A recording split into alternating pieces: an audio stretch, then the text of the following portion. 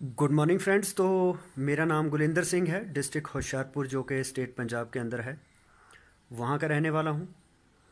तो जैसे आपको पता है कि मेरा चैनल जो Gulinder Singh A to Z solutions के नाम से बना हुआ है, पहले तो इस चैनल को आप सब्सक्राइब ज़रूर करें और बेल आइकन को भी प्रेस करें ताकि आपको आने वाले वीडियोस की नोटिफिकेशन मिलती रहे। और इस चैनल के ऊपर मैं ऑलरेडी पहले काफ़ी वीडियोस जो हैं, जो स्टोरी हैं, वो अपलोड कर चुका हूँ। जिसमें एक स्टोरी थी, एक MBBS डॉक्टर, हाँ 2 MBBS डॉक्टर जिनकी इंटेंशन अलग अलग थी, उस कारण से उनकी सक्सेस के ऊपर क्या फ़र्क पड़ा, वो वीडियो मैंने बना रखी है। दूसरा, 2 ब्रदर्स जो हैं उनकी इंटेंशन सही थी तो उनमें आपसी भाईचारा था। जब इंटेंशन ख़राब होती है तो भाईचारा टूट जाता है, तो घर में तकरार शुरू हो जाती है, आप रिश्तों में तकरार शुरू हो जाती है। तो वो मैंने वीडियो बनाई थी। उसके अलावा डिसिप्लिन के ऊपर थी कि डिसिप्लिन कितना इम्पोर्टेंट है, बिना डिसिप्लिन के सक्सेस क्यों नहीं मिलती। तो वो गुब्बारों वाली कहानी थी। इसके अलावा और भी वीडियो ऐसी मैंने अपलोड कर रखी है। तो इसके बाद आज एक नई वीडियो मैं आपके लिए लेके आया हूँ, क्योंकि वीडियो में अगर स्टोरी के माध्यम से वीडियो बनाई जाए तो स्टोरियाँ जो हैं ये हमें हमेशा याद रहती हैं और इनका हमारे माइंड के ऊपर इफ़ेक्ट ज़्यादा होता है। जिस तरह से हमने बचपन में कई कहानियाँ सुनी थी वो आज भी हमें याद है, उनका मॉरल भी याद है। तो इसी तरह से मैं आप ज़्यादा कहानियाँ के माध्यम से ये वीडियो बनाता हूँ, कहानियाँ इसमें ऐड करता हूँ। तो आज जो मेरा टॉपिक रहेगा वो ये है कि इस कुदरत में जो भी होता है वो बिल्कुल सही होता है। हमें लगता है कि यह गलत हुआ, लेकिन वो प्रकृति के हिसाब से सही होता है। तो जैसे शेर है, अभी शेर घास तो खाएगा नहीं, तो शेर खाएगा मांस। तो अब जो शाकाहारी जानवर है तो वो चाहता है कि मेरी ज़िंदगी किस तरह से बच जाए, मुझे जो शेर है वो ना खाए। तो अब कुदरत किसकी बात सुने? शेर कहता है कि मैं घास खा नहीं सकता, मुझे खाने के लिए मांस चाहिए। तो अब जो शाकाहारी हिरन है वो कहता है कि मुझे शेर ना खाए, मेरी ज़िंदगी बची रहे। तो अब कुदरत किसकी बात सुने, शेर की या उस हिरन की? तो इसका मतलब कुदरत ने अपना संतुलन कायम रखना होता है। और देखने में हमें ये पाप पुण्य सारा कुछ लगता है, लेकिन ऐसा कुछ नहीं होता है। तो जो भी इस कुदरत में होता है वो बिल्कुल सही होता है। तो आज उसके बारे में मैं बात करूँगा, law of average, sorry law of attraction, आकर्षण का नियम होता है। तो जैसे है कि हमारी मंजिल और हमारे बीच सबसे शॉर्टकट रास्ता क्या है ये हमें नहीं पता, लेकिन हमारी मंजिल और हमारे बीच सबसे शॉर्टकट रास्ता कौन सा है ये कुदरत को पता है। तो जब हम सारा समर्पण कुदरत को कर देते हैं तो वो कुदरत हमारे लिए वो रास्ता तुरंत हमें उस रास्ते पे चला देती है, जिससे हम अपनी मंजिल पर बिना एफर्ट के कम समय में पहुंच जाते हैं। तो जो चीज़ें हम अपने दिमाग से नहीं ले पाते वो कुदरत को अगर समर्पण करते हैं तो वो सारा कुछ मिलता है। तो इसलिए इस दुनिया में समर्पण की बहुत ही ज़्यादा अहमियत कही गई है। क्योंकि जब एक बच्चा था, पैदा होता है, तो उस बच्चे के, आपको पता है कि जो ब्रेन है वो ब्रेन बिल्कुल कोरा कागज़ होता है, उसके माइंड में कोई बैर विरोध नहीं होता। उसको नहीं पता होता मैं हिंदू हूँ, मुसलमान हूँ, सिख हूँ या ईसाई हूँ। तो वो बच्चे को ये नहीं पता होता ये मेरा दोस्त है, ये मेरा दुश्मन है। उसको ये नहीं पता होता मेरी जाति कौन सी है, मेरा धर्म कौन सा है। तो तो वो बिल्कुल खुश रहता है अपनी ज़िंदगी में, क्योंकि उसका दिमाग नेगेटिव चीज़ में नहीं लगता है, वो हमेशा क्रिएटिविटी में, पॉजिटिविटी में लगा रहता है। तो उसके अंदर सारा कुछ ठीक होता है। तो जैसे वो धीरे धीरे बड़ा होना शुरू होता है, उसको समाज बताने लगता है ये तुम्हारा दुश्मन है, ये दोस्त है, इससे बात नहीं करनी, उससे बात करनी है, तुम्हारा ये धर्म है, तुम हिंदू हो, मुसलमान हो। तो इस तरह से उसके मन में जो धारणाएं पैदा कर दी जाती हैं, उस कारण क्या होता है कि उसका ब्रेन हर चीज़ को सोचने लगता है ये मैं करूँ ना करूँ। उसके मन में एक डर हावी हो जाता है, कॉन्फिडेंस की कमी हो जाती है। तो जब वो बड़ा हो जाता है तो वो फिर सारी परेशानी शुरू हो जाती है। तो इसका मतलब हमारा जो दिमाग है ये एक्चुअल प्रॉब्लम्स को सॉल्व नहीं करता, ये प्रॉब्लम्स को क्रिएट करता है।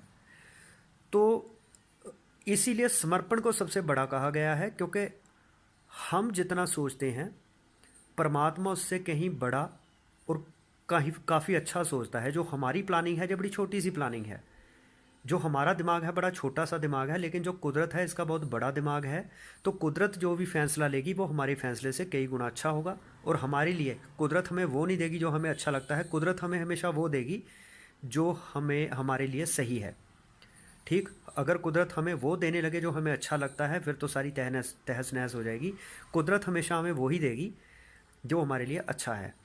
ठीक, जैसे मान लीजिए सुबह हम उठते हैं, तो सुबह उठना हमें पसंद नहीं है, कसरत करनी अच्छी नहीं लगती है ना, तो सुबह उठना जल्दी अच्छा नहीं लगता, लेकिन हमारी सेहत के लिए जल्दी उठना और सैर करना ज़रूरी है। तो हमें कुदरत अगर तंदुरुस्ती देना चाहती है तो वो हमें जल्दी उठाएगी, हमें कसरत करनी पड़ेगी, हमें शरीर को कष्ट देना पड़ेगा, फिर हमें वो सेहत मिलेगी जो हमें चाहिए। तो कुदरत जो है ये इस मामले में सारा कुछ सोचती है, तो हमें इसका ध्यान रखना चाहिए। दूसरी बात, जब हम पैदा हुए, क्या हम अपने दिमाग से पैदा हुए कि मैं इस घर में पैदा होऊंगा, यहाँ पे मेरे जो फादर है वो बिजनेसमैन हो, अडानी वानी की तरह उनके कारोबार चलते हों ताकि मैं पहले दिन से करोड़पति हूँ, अरबपति हूँ? क्या ये हमारी सिलेक्शन थी? हमें किस कंट्री में पैदा होना है, क्या ये हमारी सिलेक्शन थी? अगर हमारी सिलेक्शन होती तो हम इंडिया में नहीं, हम कोई कनाडा, ऑस्ट्रेलिया, अमेरिका में पैदा होते। तो इसका मतलब इसके पीछे भी हमारी कोई प्लानिंग या हमारी कोई सिलेक्शन नहीं थी। तो इसी तरह हमने किस धर्म में, किस जाति में पैदा होना है, अगर ये हम डिसाइड कर पाते तो हम किसी उच्च कुल में पैदा होते। तो इसी तरह से हम किसी उस धर्म में पैदा होते, है ना, आज जिसमें हम पैदा हुए उसमें नहीं होते। तो इसका मतलब जब पैदा होना ही हमारे हाथ में नहीं है, हम किस समय पैदा हुए, किस मुहूर्त में पैदा हुए, वो हमारे हाथ में नहीं है। तो हम मरेंगे कब, ये भी कुदरत डिसाइड करेगी। किस दिन मरेंगे, किस समय में मरेंगे, क्या टाइम होगा उस समय, कितने साल जिएंगे, ये भी कुदरत डिसाइड करेगी। तो जब जन्म मरण ही हमारे हाथ में नहीं है, तो बीच बिचाले में हम सारी ज़िंदगी जो करते हैं तो आदमी उसका क्रेडिट खुद लेना चाहता है, ये मैंने किया, मैंने किया, मैंने किया, जबकि आदमी ने कुछ नहीं किया। तो कुदरत जो भी करती है हमारे लिए बिल्कुल सही होता है। तो आप कभी भी ज़िंदगी में निराश मत होइए, जो भी होगा वो आपको बेटरमेंट के लिए ही किया जाएगा। जैसे एक फिल्म के अंदर जो टफ रोल है वो सबसे बढ़िया एक्टर को दिया जाता है, क्योंकि जो सबसे बड़ा हीरो होगा वो ही उस रोल को अच्छे से निभा पाएगा। अगर आपकी ज़िंदगी में तकलीफ़ें, प्रॉब्लम्स ज़्यादा हैं, तो समझो कुदरत आपको निखार रही है। जिस तरह से एक वॉशिंग मशीन के अंदर कपड़े धोते हैं, तो जब उन कपड़ों को पटक पटक के वॉशिंग मशीन दीवारों पे मारती है तभी तो उसकी गंदगी निकलती है। अगर उन कपड़ों को पटक पटक के दीवारों पे मारा नहीं जाएगा तो उसकी गंदगी कैसे दूर होगी? तो इसलिए कभी भी घबराइए मत। कुदरत एक वॉशिंग मशीन है, ये आपको अगर इधर उधर वॉशिंग मशीन की तरह पटका रही है तो ये आपको सफाई आपकी कर रही है। तो अगर आपकी ज़िंदगी में प्रॉब्लम्स ज़्यादा हैं तो परमात्मा ने आपको इस चीज़ के लिए चुना है, आपको सबसे बेस्ट रोल दिया है। तो कभी भी ज़िंदगी में निराश मत होइए, आशावादी रहिए। और मेरे इस चैनल पे ऐसी बहुत सारी वीडियो हैं कि इस ज़िंदगी में होप ही एक ऐसी चीज़ है जो आदमी को ज़िंदा रखता है, होप के बगैर आदमी ख़त्म हो जाता है। तो ऐसी वीडियो सारी ज़रूर सुनिए, ये आपके बहुत काम आएंगी। तो अब मैं बात बताता हूँ जो स्टोरी की बात, क्योंकि आप कहेंगे कि यार बात तो स्टोरी की हुई थी, ये तो और ही बातें करने लगा। तो अभी मैं आपको स्टोरी के बारे में बताता हूँ। एक बार क्या हुआ कि आपने नाम सुना है राजा अकबर का। तो उनका सेनापति था बीरबल। तो एक बार अकबर के उंगली पे चोट लग गई, उंगली कट गई चाकू के साथ। तो कई लोग इस बात में ना बात का बतंगड़ बना देते हैं। वो बाल में खाल खींचते हैं कि जैसे जो भैंस है जो काले रंग की है, जो चारा हरा खाती है, जो दूध सफ़ेद कैसे देती है। तो ऐसे लोगों का क्या हल है, उनका काम है नुक्स निकालते रहना। तो यहाँ पे भी कुछ लोग इस चीज़ में पड़ जाएंगे, राजा चाकू के साथ क्या कर रहा था, राजा को चाकू की क्या ज़रूरत थी। वो एक स्टोरी है, उसके माध्यम से हम समझाना क्या चाहते हैं आप उस चीज़ पे जाइए। राजा ने चाकू क्यों लिया, राजा को चाकू की क्या ज़रूरत थी, उसके कैसे चाकू लग गया, इन चीज़ों में मत पड़िए। इस कहानी का मॉरल क्या है, मेन उस पे जाइए कि इसमें हम आपको सिखाना क्या चाहते हैं। तो राजा की उंगली कट गई चाकू के साथ। तो राजा ने बीरबल को बताया कि यार मेरी तो आज उंगली कट गई। तो बीरबल ने कहा जहाँ पना जो भी होता है वो अच्छा होता है। तो बीरबल को, जो अकबर है, उसको बड़ा इस बात का गुस्सा आया कि मेरी यार उंगली कट गई, ये कहता है जो भी होता है अच्छा होता है। तो उसने अपने सैनिकों को क्या कहा कि बीरबल को उठा के जेल में डाल दो, इसको 2 दिन वहीं पे रखो, जरा इसको अकल टिकाने आ जाए। मेरी उंगली कट गई, ये कहता है अच्छा हुआ, जो भी होता है अच्छे के लिए होता है, इसमें अच्छा क्या हुआ। तो इसमें क्या हुआ कि अगले दिन राजा जो है वो चला गया शिकार खेलने के लिए, साथ में उसकी सेना भी थी। तो वहाँ पे जंगल में बहुत सारी तेज आंधी तूफान आया, तो जिस कारण से राजा की जो सेना है उससे बिछड़ गई, राजा जंगल में भटक गया।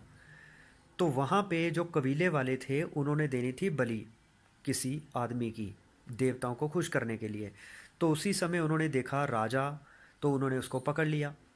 तो अब बलि देने की बारी आई, तो वहाँ पे दो चार और भी लोग पकड़े थे, तो उनके अंग बिल्कुल सही सलामत थे, तो उन दोनों की बलि दे दी गई। अब राजा की बारी आई तो किसी एक ने देखा कि यार इसकी तो उंगली कटी हुई है, तो अगर इसकी उंगली कटी हुई है तो देवी देवता इसकी बलि स्वीकार नहीं करेंगे, क्योंकि ये अपवित्र हो गया एक तरह से, क्योंकि इसकी पहले ही अंग कट चुका है। तो वो जो एक था उसने बाकी साथियों को बताया कि इसकी बलि तो परवान नहीं होगी, एक्सेप्ट नहीं होगी, क्योंकि इसकी उंगली कटी हुई है। तो उन्होंने क्या किया, राजा को छोड़ दिया। तो अब राजा भटकते भटकते, उसकी सेना ढूंढते ढूंढते जंगल में राजा तक पहुंच गई। अब राजा जब गया अपने दरबार में, तो उसने कहा पहले तो बीरबल को बुला के लाओ, उसको छोड़ो फटाफट। तो जब बीरबल आया तो उसने सलाम किया। तो राजा ने कहा यार तुमने जो कहा था ना कि जो होता है बिल्कुल अच्छा होता है, तुम्हारी बात बिल्कुल सही रही, क्योंकि अगर उस दिन मेरी उंगली ना कटी होती कल, तो आज मेरा पूरा शरीर कट जाता, तो आज मैं दुनिया में ना होता। तो तुमने जो कहा था वो बिल्कुल सही हुआ कि एक शरीर एक सूली की सूल बन गई। जो मुझे सूली पे लटकाया जाना था, एक कांटे जितनी चुभन मुझे हुई, जो मेरी जान जानी थी, उसके बदले में मुझे बहुत कम पे करना पड़ा। तो ये होती है कुदरत की असीम शक्ति। लेकिन कहता है मुझे एक बात समझ नहीं आई कि यार मेरी तो चलो उंगली कटी, तो इसमें मेरी भलाई होनी थी, मेरी जान बचनी थी, इसलिए उंगली कटी। लेकिन तुम्हें मैंने जानबूझ के दो दिन बिना मतलब के ही, बिना किसी कसूर के जेल में डाल दिया, तो ये तो गलत हुआ ना, ये तो अच्छा नहीं हुआ, ये तो परमात्मा ने अच्छा नहीं किया, तो ये तो अच्छे के लिए नहीं हुआ। तो उसने कहा यहाँ पर ना, यहाँ भी बहुत बात अच्छी हुई। कहता है वो कैसे? कहता है कि देखिए पहले जब भी हम जाते थे शिकार के लिए, मैं आपके साथ होता था, तो हो सकता है इस बार बलि मेरी होनी होती, वो मुझे पकड़ के ले जाते, तो मेरे तो सारे अंग सलामत है, तो मैं वापस नहीं लौटता। तो आपने मुझे जेल में डाल दिया, मैं आपके साथ जंगल में गया नहीं, जिस कारण से मेरी भी जान बच गई। इसका मतलब जो कुदरत करती है वो सही करती है, आदमी तो बिना मतलब टेंशन लेके बैठा रहता है। तो मैं आप सभी को इस स्टोरी के माध्यम से यही बताना चाहूँगा कि आप कभी भी जितनी मर्जी विपरीत परिस्थिति हो, सोना जो है उसको जब तपाते हैं तभी वो शुद्ध बनता है। तो किसी भी चीज़ की कीमत तभी निकलती है, जैसे हम लस्सी को रिड़कते हैं तो मक्खन निकलता है, मक्खन को फिर गर्म करते हैं आग के ऊपर तो उसमें घी निकलता है। तो इस तरह से उसको आगे आगे प्रोसेसिंग करते करते वो और बढ़िया होता जाता है, उसके गुण और बढ़ते जाते हैं। तो इसी तरह से मैं आपको कहना चाहूँगा, जब भी आप विपरीत परिस्थितियों में जूझ रहे हैं, तो ये सोचिए कुदरत आपको स्ट्रांग बना रही है, आपका माइंड सेटअप सही कर रही है, तो आगे चल के आप बहुत ही ज़्यादा राइज करेंगे। तो आज मैं एक पोस्ट पढ़ रहा था जिसमें लिखा हुआ था कि किसी भी सफल आदमी की सफलता के पीछे उन असफलताओं का हाथ होता है जो असफलताएं उसने बहुत साल देखी होती हैं। तो ये बिल्कुल सही बात है। मैं भी पिछले 11 साल से सेल्स लाइन में हूँ, नेटवर्क मार्केटिंग में हूँ, जबकि मैं इस फील्ड में कभी भी मैंने सेलिंग नहीं की थी, कोई मुझ में लीडरशिप क्वालिटी नहीं थी, मैनेजमेंट, कम्युनिकेशन, बॉडी लैंग्वेज, इस तरह की कोई क्वालिटीज़ नहीं थी।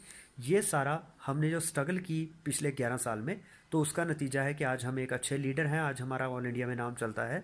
तो मैं यही आपको कहना चाहूँगा कि आप कभी भी होपलेस मत होइए, तो मेरे चैनल की सभी वीडियो को ज़रूर सुनिए। तो उम्मीद है कि आपको ये वीडियो काफ़ी पसंद आई होगी। तो इस वीडियो को लाइक एंड शेयर करना ना भूलिए, और कमेंट ज़रूर करिए कि आप जो नई स्टोरी है, नई वीडियो है, वो किस स्टोरी के ऊपर देखना चाहते हैं। इस वीडियो के माध्यम से आपके नज़रिए के हिसाब से आपने क्या सीखा, इस स्टोरी से हमें और क्या सबक मिल सकता है, वो कमेंट ज़रूर करें। तो इससे पता चलता है आपके IQ लेवल का, आपके इमोशनल क्वोशंट का। तो इसमें पार्टिसिपेट ज़रूर करिए, इससे हमारा भी हौसला बढ़ता है कि आपने वीडियो को गौर से देखा। तो इसके अलावा मेरे चैनल को सब्सक्राइब जरूर करें और बेल आइकन को प्रेस करें, ताकि आपको आने वाले वीडियोज़ की नोटिफिकेशन भी मिलती रहे। तो इन्हीं शब्दों के साथ मैं आपसे विदा लेता हूँ। Thank you.